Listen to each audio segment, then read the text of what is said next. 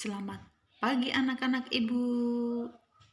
Ketemu lagi bersama Ibu Delima Situmorang.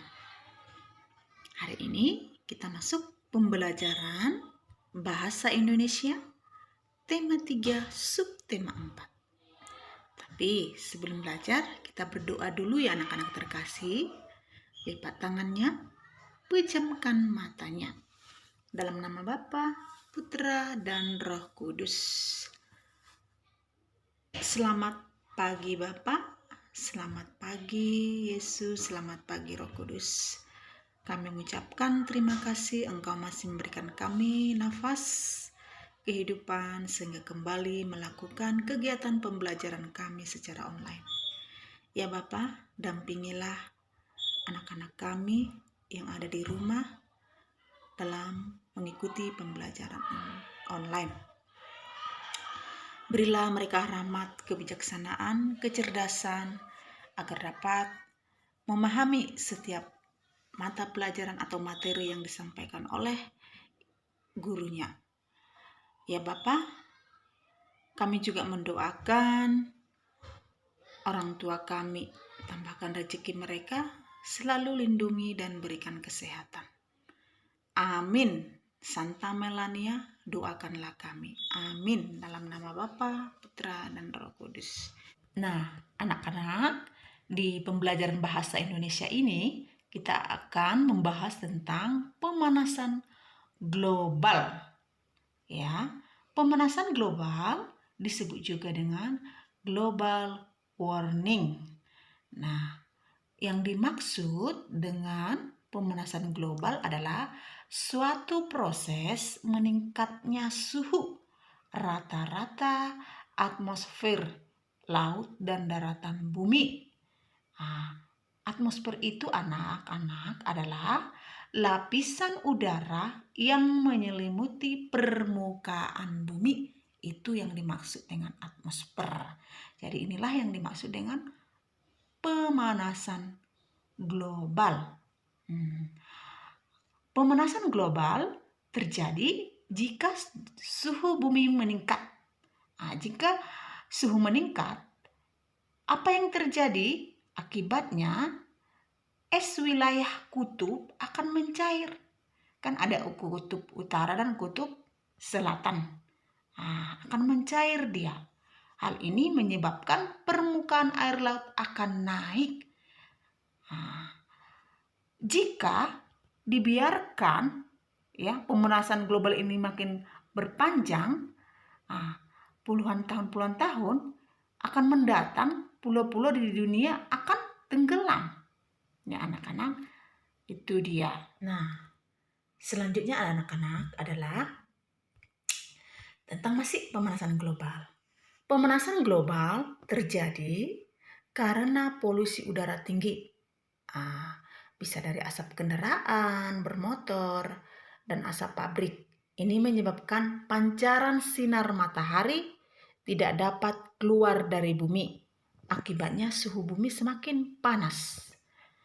Itu dia anak-anak ya. Dengan semakin panasnya bumi ataupun disebut dengan semakin meningkatnya pemanasan global, ini bisa mengakibatkan tumbuhan dan hewan pun merasakan dampak dari pemanasan itu. Akibatnya apa? Akibatnya tumbuhan dengan hewan itu kesulitan beradaptasi atau menyesuaikan dengan lingkungannya. Sehingga membuat beberapa jenis hewan dan tumbuhan mungkin akan mengalami kepunahan atau tidak ada lagi. Jadi anak-anak, kita harus mengurangi pemanasan global. Caranya anak-anak, kita dapat mengurangi laju pemanasan global dengan mengurangi pencemaran udara. Contohnya seperti apa? Contohnya anak-anak, berjalan kaki atau menggunakan sepeda untuk pergi ke tempat yang dekat. Misalnya kamu mau pergi ke mana-mana dekat dari rumah, berjalan kaki aja bisa. Karena dengan berjalan kaki, ya kita juga sehat, tubuh kita sehat. Dan juga mengurangi pencemaran udara. Yang kedua, mencintai dan memelihara tumbuhan. Nah, anak-anak, kita harus memelihara tumbuhan dan mencintainya. Dengan cara apa anak-anak kita memeliharanya?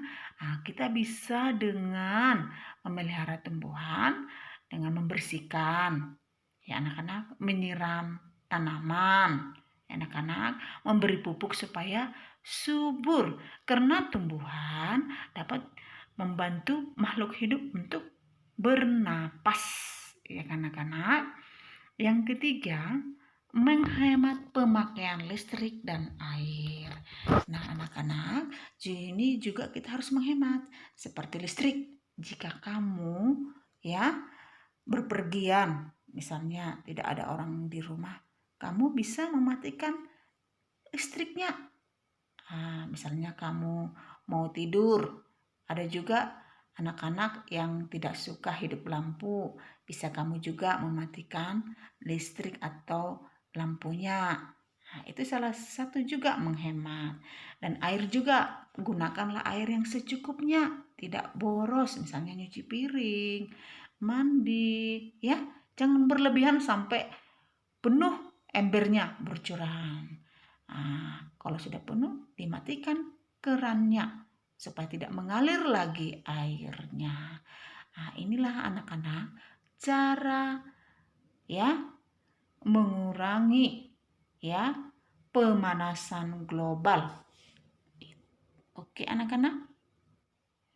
Nah, berikutnya ada anak terkasih, kita akan membahas tentang proses terjadinya hujan. Ayo anak-anak, siapa yang senang mandi hujan? Oh, hampir semua. Hampir semua senang mandi hujan. Sini kita akan belajar kenapa bisa terjadi hujan ya. Nah, coba kamu perhatikan gambar yang ada di layar. Nah, di sini air sungai, danau, laut ya akan menguap ke atas. Kenapa bisa menguap ke atas? Karena tekanan sinar matahari, sehingga air laut tadi dan sungai, danau menguap ke atas. Lalu uapan air yang tadi mengumpal ya. Coba kamu lihat, mengumpal berubah menjadi awan. Pernahkah kamu melihat awan? Pasti kamu pernah melihat awan, kan anak, di bumi. Setelah mengumpal ya menjadi awan, awan tersebut akan mengembun. Mengembun menjadi titik-titik air.